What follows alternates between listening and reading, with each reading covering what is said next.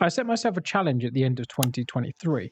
I wanted to platinum 26 PS3 games, one for each letter of the alphabet. So far we've beaten Assassin's Creed 2, Infamous, Star Wars The Force Unleashed, and The Force Unleashed 2. So next up we're tackling the letter B and the game Bioshock. Bioshock is a first-person shooter action game developed by Irrational Games and released in 2007. This game received universal acclaim. Critics and fans loved its twisted story, complex level design, and engaging combat. The platinum for Bioshock is pretty simple and a lot less challenging than some of our previous games, and split up into 6 sections. 1. Complete the story and get the good ending. 2. Complete the story on the hardest difficulty. 3. Complete the game without using any revives. 4. Find all the collectibles. 5. Complete all the research related trophies. And 6. Clean up any remainder. PSN profiles give the trophy difficulty a 3 out of 10 and an estimated time for completion of 15 hours. With that out of the way, let's begin the game. With our protagonist Jack aboard a flight to an unknown location in the 1960s. An explosion occurs, causing the plane to crash in the Atlantic Ocean. As we, the player, arise from the depths, we're surrounded by flames which illuminate the debris in the water. In the distance, a lighthouse serves as a beacon of hope, and we have no other option but to head to dry land. Unknowing to us, this was no ordinary lighthouse, but a gateway to a new civilization. A large bust of a man known as Andrew Ryan looms over the entrance, and as we enter the door and start exploring, we come across a submarine-like pod with a lever inside. Naturally, as the inquisitive gamer we are, we pull the lever, the door shuts behind us, and the pod begins submerging in the water. We travel through the depths of the ocean and we come across an underwater civilization known as Rapture. This unique metropolis illuminates itself as we get closer. 2 men can be overheard on the radio communicating with each other regarding our arrival, and as we emerge from the water on the docking bay, this terrifying scene sets the mood for the adventure we are about to experience. No trespass. Just don't hurt me. Just let me go. You might cut.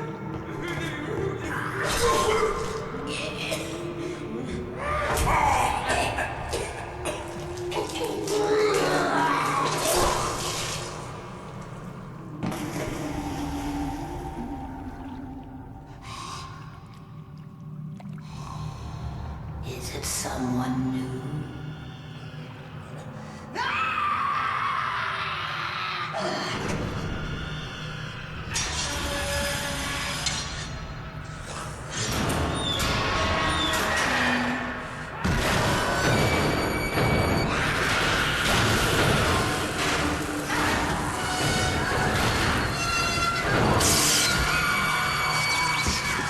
Echoes of a voice reach out to us and tell us to grab a nearby radio. The man introduces himself as Atlas and agrees to help us navigate through this treacherous wonderland. After defeating our first enemy and becoming stuck behind a door, we're advised to grab a nearby potion from a vending machine and infuse it with our body. Doing so makes us pass out for a moment, and upon gaining consciousness, we have the ability to fire electrical bolts from our hand. Atlas explains that this is known as a plasmid, a substance that grants the user many different magical-like abilities. Following this revelation, we came across some unsuspecting enemies standing in a pool of water, and because I listened in science class, we know water and electricity doesn't mix, so we zap the water, ending those enemies' lives in the process and popping the trophy toaster in the tub. Following this, we came across one of the coolest and most iconic characters in video game, Big Daddy, the guardian of the little sister here, who are an integral part of the ecosystem that runs this metropolis. They harvest an important resource known as Adam, which is an in-game currency used to upgrade your abilities as the player. You, as the player, get the choice as to whether to spare the little sister or harvest them for your own selfish reasons. As you know, we always choose the good playthrough first.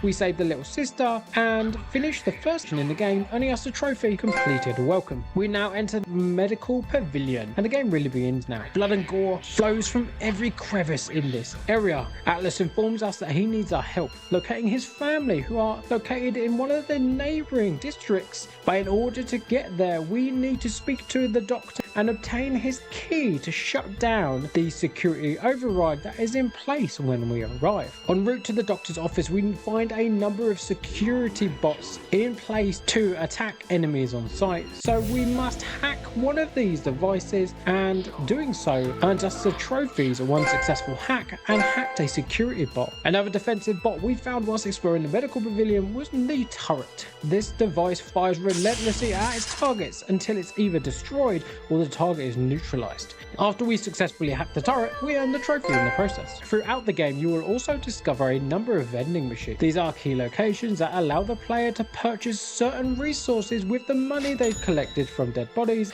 If you hack that machine, you can get a discount on the price, and you also unlock the trophy, hacked a vending machine. After we loaded up on supplies, we headed in to find Dr. Steinman. On the way, we located a security camera and a safe, and after hacking both of those successfully, we earned the trophies hacked a security camera and hacked a safe. After destroying everything and everyone in our way, we finally locate Dr. Steinman, and he's gone insane. Jesus Christ! Pursuing natural perfection, butchering his patients in an attempt to replicate the beauty of Aphrodite. This is our first boss fight in the game, and the Doctor packs a mean punch with some devastating weaponry at his disposal. However, this wasn't our first rodeo, and we beat him first time using a mix of plasmids and weapons, earning us the trophy, defeated Dr. Steinman. With his key in our possession, we head to the second area in the game, known as Neptune's Bounty. Pull the lever, Crunk.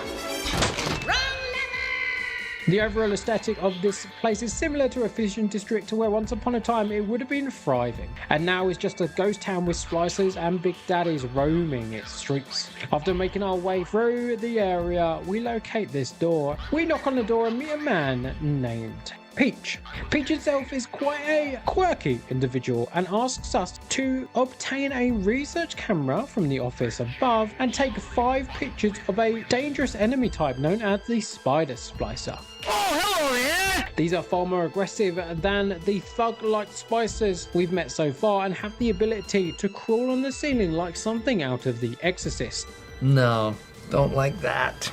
After locating the camera and embracing our inner Peter Parker, we begin snapping photos of these spider splicers at every opportunity. After taking our first photo, we receive the trophy quality research photo for getting the max grade on our first photo, and also we earned the trophy researched a splicer for taking the first photo of a splicer. After hunting down as much film as possible and taking all of the snaps for the J. Jonah Jameson cousin we have here, Peach allows us to enter the fishery area and asks us to hand over all of our weapons before we meet him. Because we have no other choice, we head into the freezer area with nothing but our trusty plasmids and our rent.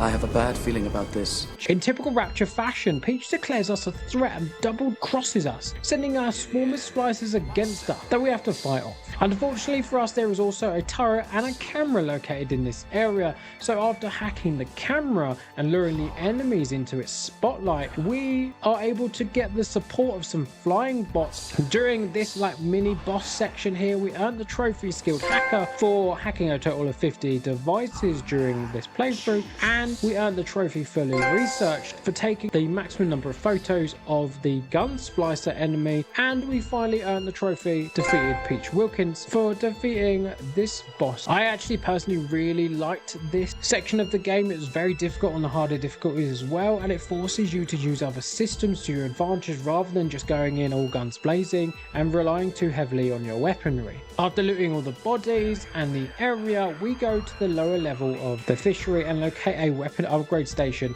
and choose to upgrade our first weapon. Unlocking the trophy upgraded a weapon, and following on, we enter a location called the Smuggler's Hideout and locate the submarine where Atlas's family is located. And as we pull the lever, everything goes terribly wrong.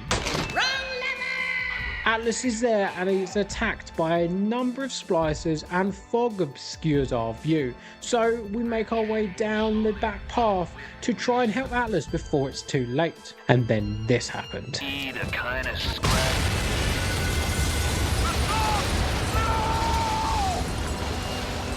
You close your emotional, damn it, emotional, damn it, emotional, damn it, emotional. Atlas Atlas, enraged by the horror that we just witnessed ourselves, enlists our help to take down Andrew Ryan and make him pay for the crimes he's committed. And we proceed into the fourth area of the game, known as Arcadia.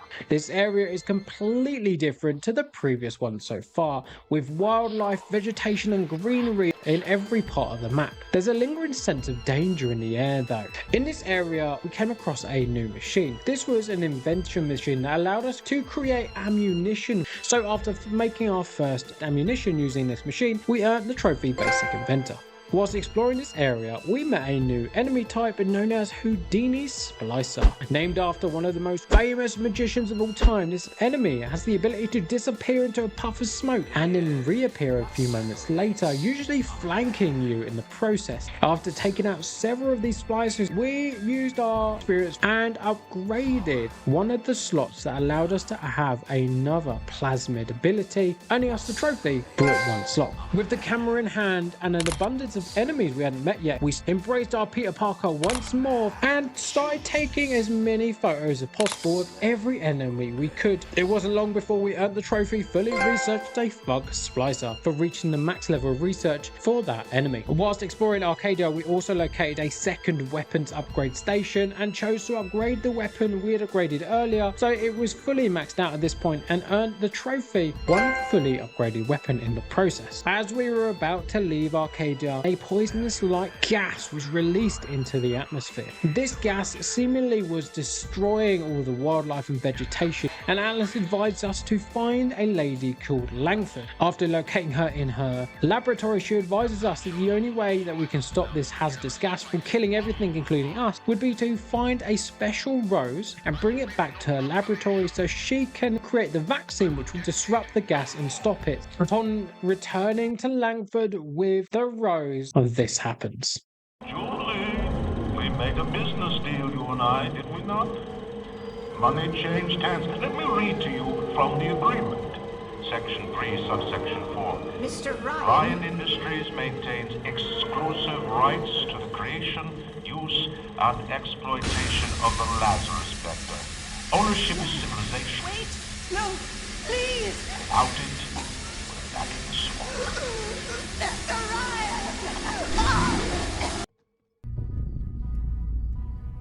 You can't keep getting away with it! As you just saw, Andrew Ryan decides that he doesn't want anyone else to get the research that Langford conducted whilst in Rapture, and ends Langford's life in the process. Lucky for us, she was able to scribble down the code for her safe, and when we used the code to unlock the safe, we found these schematics for something called the Lazarus Vector. This is the vaccine we need. To do this, so we needed to find certain components in order to build the vector. Whilst on the treasure hunt, we located some of those Houdini splicers and took every opportunity to take as many photos as possible, and earned the trophy Fully Researched Houdini Splicer in the process. In Arcadia, there are a number of really unique locations, from a winery, a marketplace, and an apiary. I didn't know this until I read this script, but an apiary is in fact a location where bees live and their beehive live. So if you knew that was the name for these beehives, let me know in the comments below. After finding all the different components of the Lazarus Vector, we enter it into the air infiltration system and must defend this location for 3 minutes whilst it takes effect. You what? This is where we embraced our inner Jon Snow and fought for our lives against waves upon waves of splicers that Andrew Ryan had sent our way.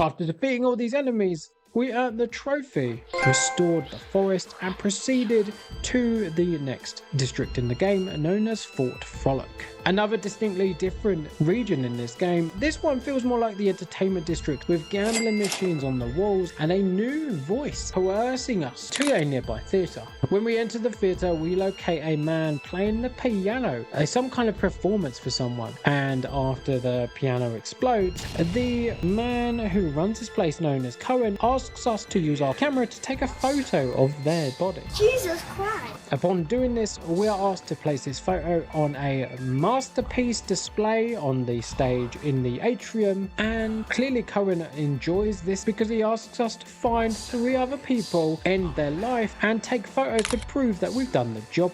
These 3 people were located in different areas of Fort Frolic, so after we take down those enemies and complete Cohen's project, we earn the trophy, completed Cohen's masterpiece. As this area was actually quite an interesting area, we wanted to take down every Big Daddy that we'd come across so far. After a few attempts, we figured out what the best strategy was, took all the enemies down, saved all the little sisters, gathered all the necessary Adam, and unlocked 2 trophies. Firstly, the maxed 1 track trophy for unlocking all the slots available for plasmids, and then maxed out all tracks for unlocking all available slots on the skill tree. This skill tree allows us to equip plasmids, add tonics which affect the game, affect different abilities, from vending machine currencies to hacking speed, etc. After leaving Fort Frolic, we head to a new district in this game, and it's known as Hephaestus. Any Greek mythology fans are out there, you would know that Hephaestus was the god of smithing, and this area is acutely named for that because this is the central core of Rapture.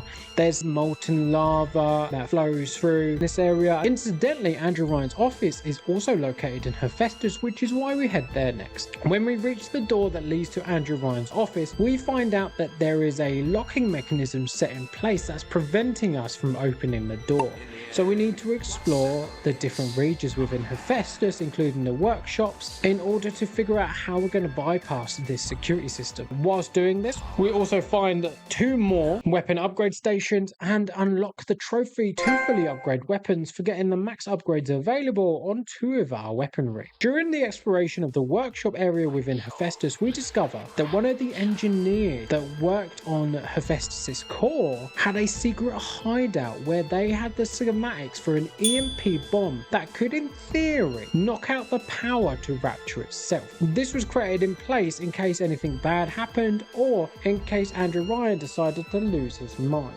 In order to make this bomb though, we needed to find a number of precious resources, including 1 component that could only be sourced from Big Daddies themselves. So we needed to take out all the Big Daddies we could find, as well as scavenge all the nearby desks, boxes, lockers, etc. until we found everything we needed. Whilst using the invention machine, we actually earned the trophy Ammo Inventor for making 1 of each possible ammo type in the game. After finding all the different components for the EMP and building it, we survive the onslaught of enemies that Ryan sends our way, place the EMP bomb on Hephaestus' core, and disrupt the security lock to Andrew Ryan's office, gaining us entry in the process. Andrew Ryan, knowing his end is coming, decides to initiate the system self-destruct sequence, which, if we do not reach him and stop it soon, would blow up the whole of Rapture, including us in the process. Luckily, we were able to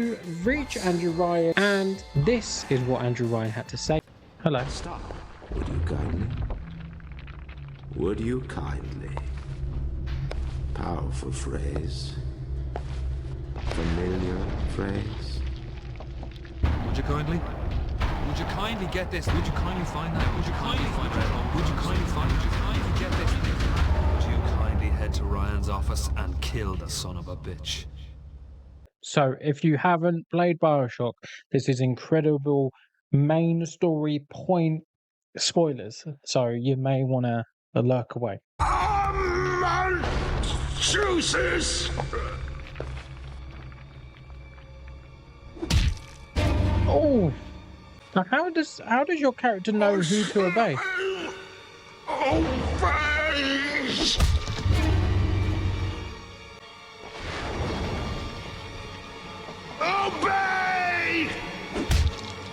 Jesus Christ. Following the request of Atlas, we end Ryan's reign of tyranny once and for all, earning us the trophy defeated Andrew Ryan, and take his keycard and disable the self-destruct sequence that he'd initiated. The following cutscene is even more nuts than anything we've seen so far, so take a look.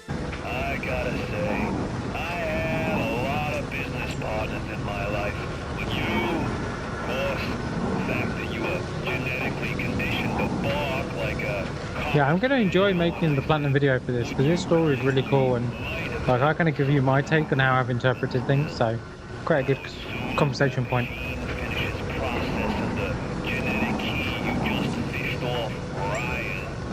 I'm gonna run Rapture tits to toes. You've been a pal. You know what they say? Never mix business with friendship. Thanks for everything, kid. Fontaine Futuristics. Ryan for me.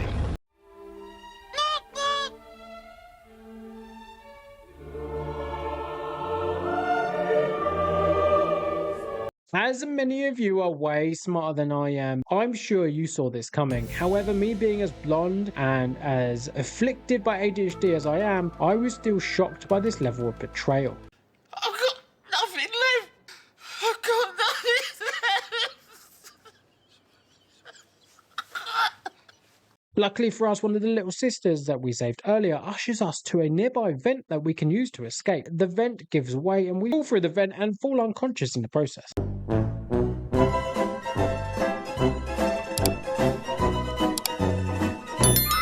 Upon awaking, we discover we're in a safe house with the little sisters, and Bridget Tenenbaum has rescued us from certain death. Tenenbaum advises us that she's fiddled with our brain and was able to limit the control that Fontaine had over us. As we explore and leave the safe house, Tenenbaum tells us that in order to break the hold that Fontaine has on us, we need to find the antidote that is located in her apartment. As we emerge from the safe house, we discover we're in a new area of the game, known as the housing district. This area has a completely different aesthetic from any of the areas we've visited so far, and is clearly the main area where the populace of Rapture lived before the plasmids and Adam drove everyone mad. In the housing district, there is pretty much every enemy type you can come across here. We take all the photos we need of the little sister, earning us the trophy, fully researched little sister. As we reach Tenenbaum's apartment, we find it trashed and enemies everywhere, with Fontaine mocking us for thinking it would be that easy. After exploring the housing district, we find a number of audio logs that give us the code we need to enter Fontaine's apartment, and within his apartment we locate the serum we need in order to break his mind control. This area is actually really interesting because there is actually two parts of the serum that we need to fully break Fontaine's control. After we consume the first half of that serum, we lose the ability to choose which plasmids we have equipped at one time, and it makes for a change of pace and a bit more of a challenge when taking on enemies, especially the big daddies. After locating the second half of the antidote, consuming it, we earn the trophy, broke Fontaine's mind control. It's time to continue the hunt for Fontaine and put an end to his tyranny. After breaking Fontaine's control, we head to the final area of the game, known as Point Prometheus. This area of the game is where the little sisters are created, the big daddies are trained, where we know Fontaine is trying to gather as much Adam as possible. Upon reaching this location, we see Fontaine, but he uses the power of the plasmids to shut the door behind him and mocks us in the process. Tenenbaum advises us that we need a little sister in order to help us get through the door that we're stuck behind. However, a little sister will not come to us unless they believe we're a big daddy. So the task in this area is to transform ourselves into Big Daddy and convince the little sister to open the door. Whilst exploring this facility, we unlock a number of trophies, including fully researching a nitro splicer, fully researching a rosy Big Daddy, and dealing with every little sister. Because we fully researched the nitro splicers, we fully researched the Big Daddy bouncers, and we also saved every little sister in this playthrough.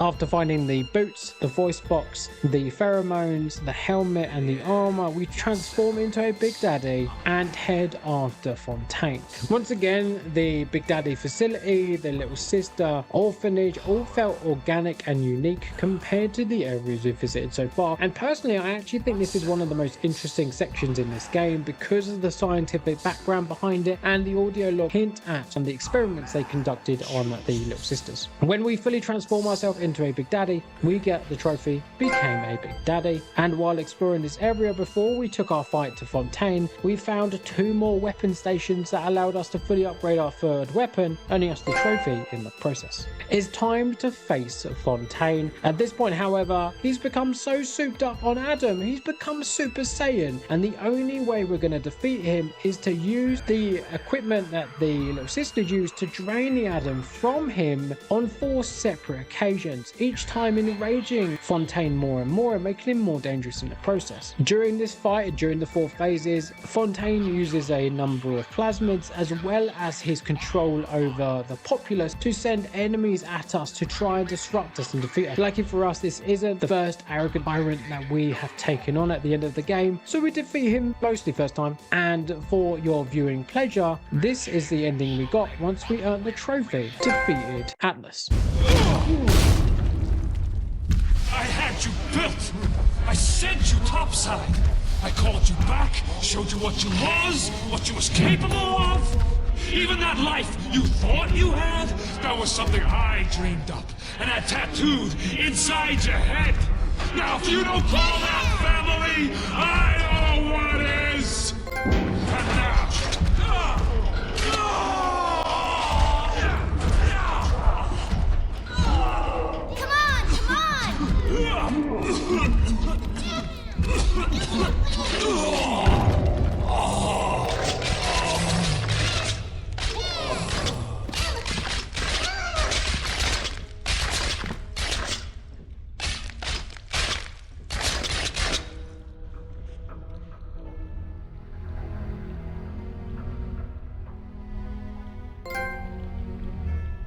They offered you this city.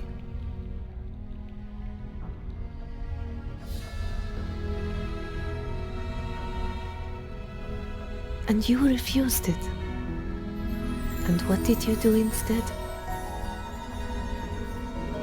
What I've come to expect of you. You saved them. You gave them the one thing that was stolen from them. A chance. A chance to learn. To find love. To live. And in the end, what was your reward? You never said. But I think I know. Kind of cute. A family.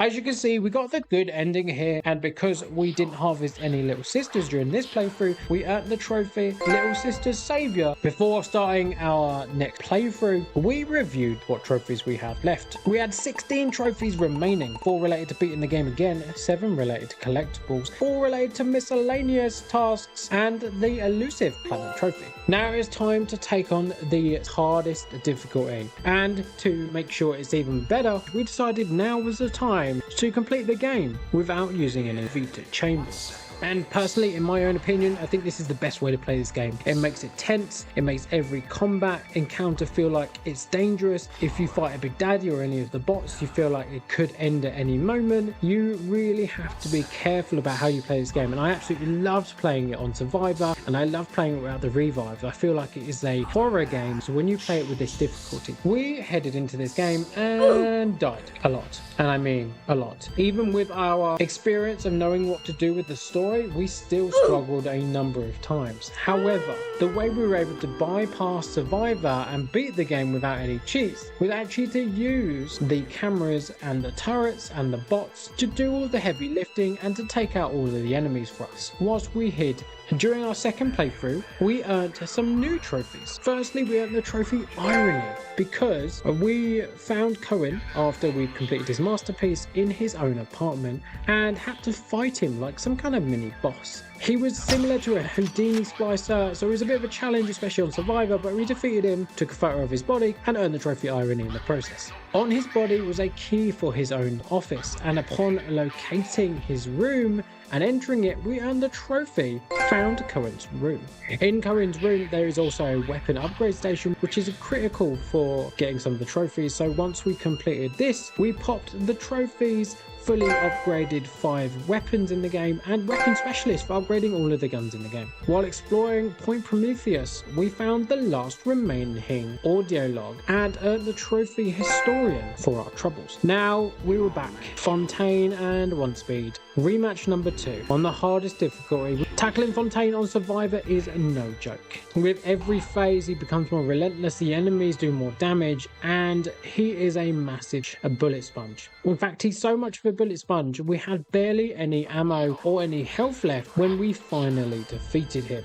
Once we beat Atlas, we got this cool cutscene and earned the trophies. Seriously good at this, and a man chooses for beating the game on hard and Survivor difficulty, as well as the trophies Brass Balls and I Choose the Impossible for beating the game on hard and Survivor without any revives. For your viewing pleasure, this was the end credit scene that we received when we beat the game. They offered you everything, yes. And in return, you gave them what I have come to expect of you. Brutality.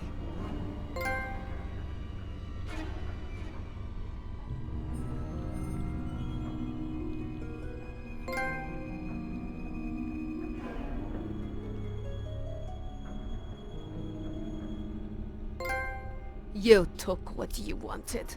All the Adam, all the power.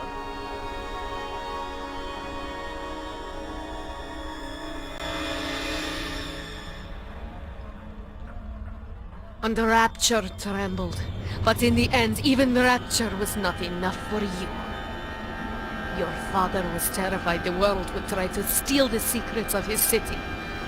But not you, for now you have stolen the terrible secrets of the world.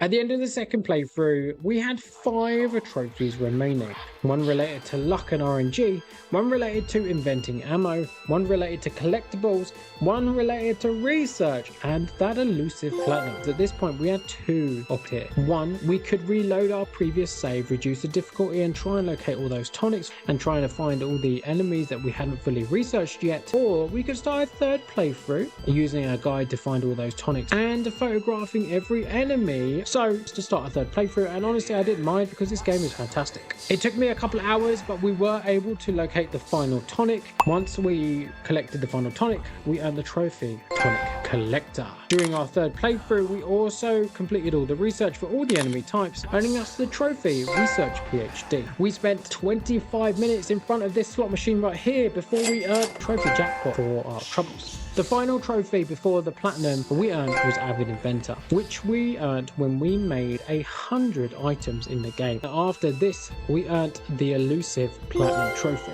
Here are my thoughts on the game. This game stands amongst the elite of gaming. The world, the ambience, the story told here is fantastic, and it molds many different topics and narratives. The compelling and engaging combat is still a blast 15 years later, and I implore you to play this game, especially now that it's available on pretty much every console. I want to say thank you to everyone who's checked out the channel. We have surpassed 500 subscribers at this point, and it blows my mind. We've only been doing this since March, so thank you so much. I'm excited to say there are many more incredible games coming to the channel, including Enslaved Odyssey to the West, Deadpool, Dante's Inferno, Fallout New Vegas, Castlevania, and much more. Anyways, thank you so much for watching. I've had an absolute blast playing this game. Come and join us every Wednesday and Sunday from 10 PM UK time as these platinums are earned live. As always, have a fantastic day guys, and I'll catch you on the next one.